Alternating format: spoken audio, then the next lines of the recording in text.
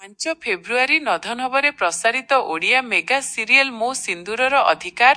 ମୋ ସିନ୍ଦୁରର ଅଧିକାରର କାହାଣୀରେ ଏକ ବଡ଼ ଧରଣର ମୋଡ଼ ଦେଖିବାକୁ ମିଳିଛି।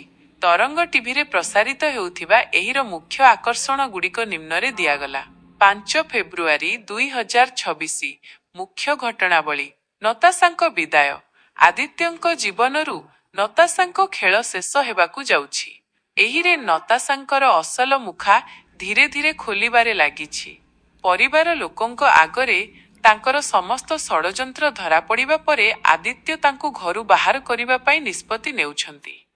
ଆଦିତ୍ୟଙ୍କ କଠୋର ପଦକ୍ଷେପ, ନତାଶାଙ୍କର ମାନସିକ ଅବସ୍ଥା ଏବଂ ତାଙ୍କର ମିଥ୍ୟା ନାଟକ ବିଷୟରେ ଜାଣିବା ପରେ ଆଦିତ୍ୟ ଅତ୍ୟନ୍ତ କ୍ରୋଧିତ ହୋଇଛନ୍ତି।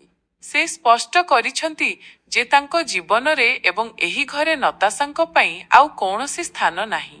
ନତାଶାଙ୍କ ଶେଷ ଚେଷ୍ଟା। ନିଜକୁ ବଞ୍ଚାଇବା ପାଇଁ ନତାଶା ପୁଣି ଥରେ ନୂଆ ନାଟକ କରିବାକୁ ଚେଷ୍ଟା କରୁଛନ୍ତି, କିନ୍ତୁ ଏଥର ସେ ନିଜ ଯୋଜନାରେ ବିଫଳ ହେଉଛନ୍ତି। ଇତି ଓ ଆଦିତ୍ୟଙ୍କ ସମ୍ପର୍କ। ନତାଶାଙ୍କ ବିଦାୟ ପରେ ଇତି ଏବଂ ଆଦିତ୍ୟଙ୍କ ମଧ୍ୟରେ ଥିବା ଦୂରତା କମିବାର ଆଶା ସୃଷ୍ଟି ହୋଇଛି। ପରିବାରରେ ଖୁସିର ବାତାବରଣ ଫେରିଆସିବ ବୋଲି ଦର୍ଶକମାନେ ଅପେକ୍ଷା କରିଛନ୍ତି। ସଂକ୍ଷେପରେ, ଆଜିରରେ ନତାଶାଙ୍କର ପରାଜୟ ଏବଂ ଆଦିତ୍ୟଙ୍କର ତାଙ୍କ ପ୍ରତି ଥିବା ବିମୁଖତା କାହାଣୀକୁ ଏକ ନୂଆ ଦିଗ ଦେଇଛି। ଆପଣ